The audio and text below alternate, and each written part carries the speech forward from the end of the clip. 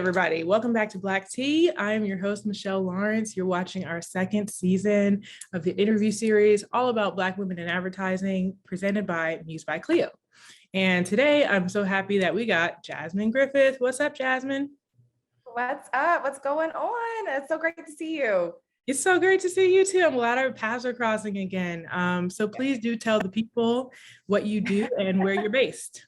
Yes, so I'm based in Atlanta, the cultural mecca of the moment. And I guess you could say I'm a creator of all things, but mostly my official title is Director of Social Strategy and Insights at ICUC Social. We're a remote-based community management agency based out of Toronto.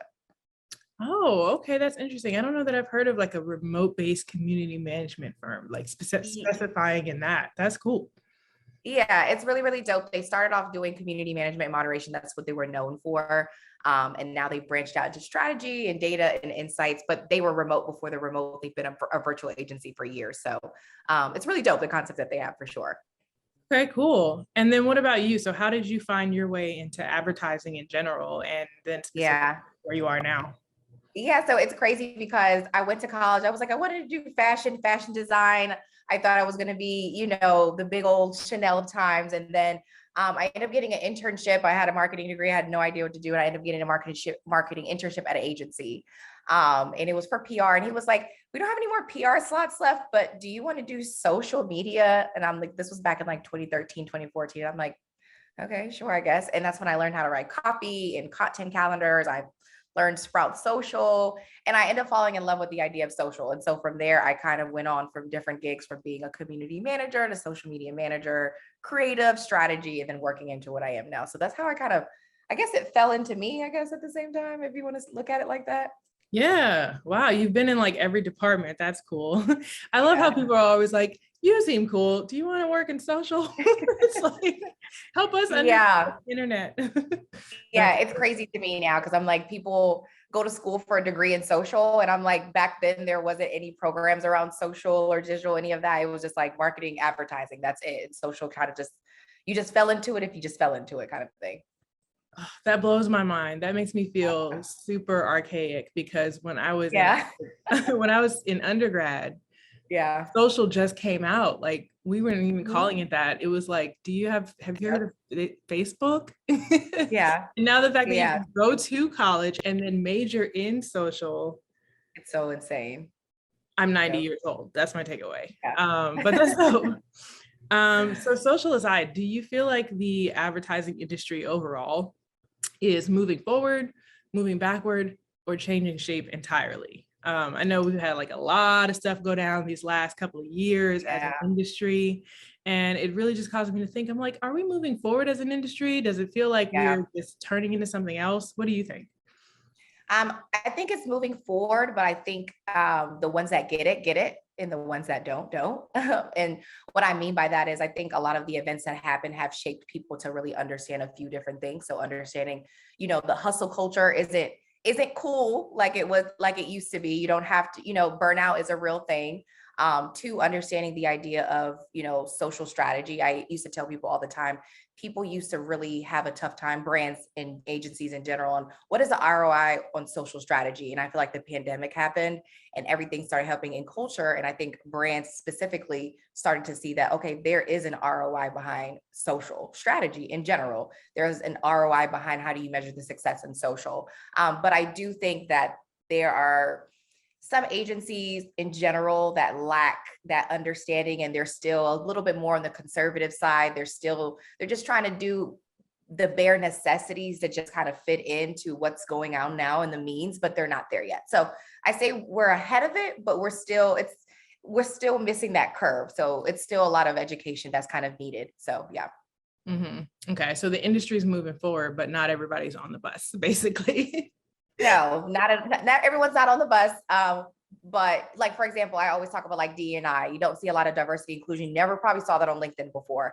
Now, when I scroll my timeline, that is literally all I see. I see brands and companies talk about. So it's good to see a path forward, but it's like, who's authentic and who's genuine and who's just doing it because they know they have to do it. So I guess that's what I mean by that.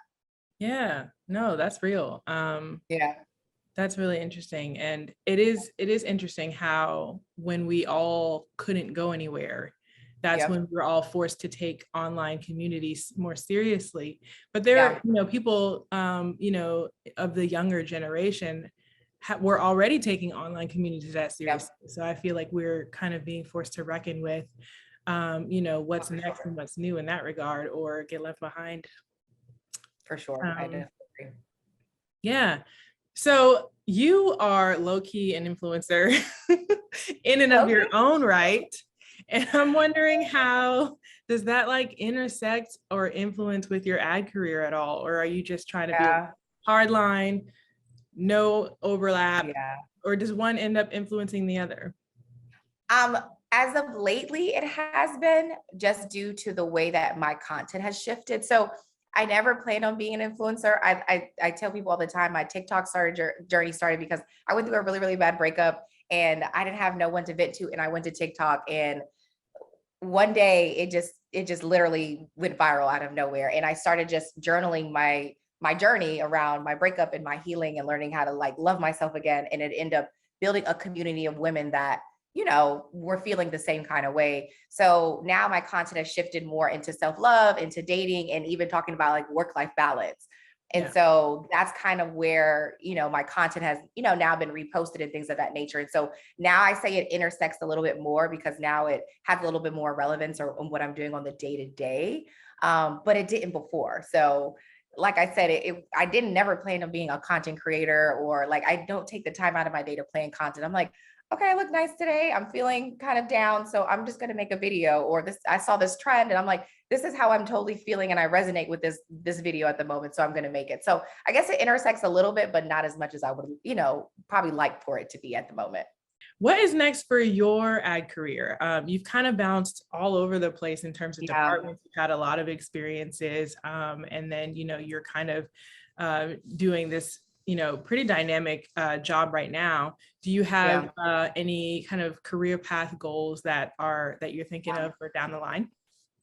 Yeah, so a big goal of mine is a few things. I really want to work on meaningful work, and what I mean by that is I really want to get into culture. I really want to start doing meaningful campaigns. I want to work with brands that are not afraid to tap into culture. And I want to do that for myself eventually. So I feel like for me, that's kind of like what my next move is eventually down the line is work with brands that are not conservative, that they're like, we need to tap into Black History Month. We need to tap into Women's History Month. We need to tap into Hispanic American Month, and not in a way of like, we're just going to tiptoe in it. I mean, like full fledged, let's jump into it with these big out of the box ideas. So I really want to get more into the creative side of things and really listen to what communities have to say and look at social listening trends and apply that to campaigns and be able to bring that back to clients. So that's what I think is next. That's what I want to do is next. I've been saying that for the longest. I wrote it down for my goals for 2022 and 2023. So I'm like, okay, you wrote it down, you have to do it. That's what we're sticking with this year. So Right. that's kind of some of the things that I have that I'm looking for going into the future. Yes, vision board energy. I like that. Yes, yes. Yeah, that's what's up. And I find that it really helps too to have people like you working in the space that Yeah. you work in when we're Yeah. trying to sell through work like that, because you can't argue with the social listening. You can't argue with the facts. Like that stuff is out there, and it makes it so much easier to make the case for brands to be brave Yep. when you've got that data behind you. So yeah, manifest that vision board because we need you For out sure. here. It's coming 2022, 2023. It is coming through. Y'all look out. Imagine that you got the opportunity to send out an invite to like Mhm. a dream Black Yeah. woman dinner party. Yeah. Who are you inviting to the table? Give me like 4 or 5 max. Who's coming? Issa Rae. She's coming. She's numero uno. She's at the top for me. She is coming. Easy. Um, Gabrielle Union for sure. Tracy Ellis Ross is coming. Viola Davis. I'm a Okay. fan. And Kerry Washington. Those would be I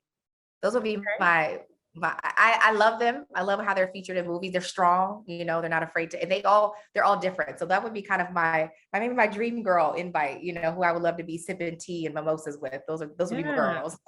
Yeah. Wow, all in the entertainment space. Are you sure you don't need to revisit that vision board and make some I outtakes? didn't even think about that. Yeah, I Sounds didn't like even you think want to make about that. movies a little bit or something.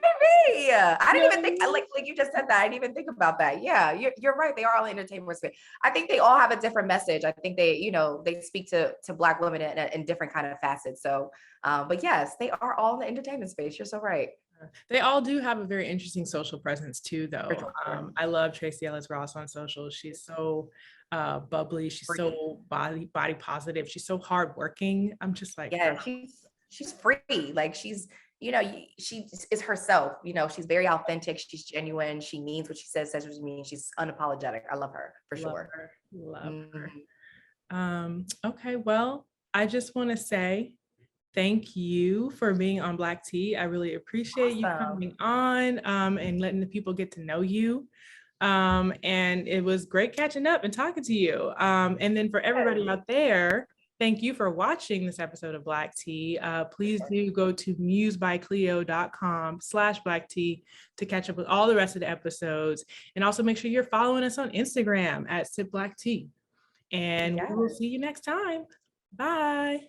Bye.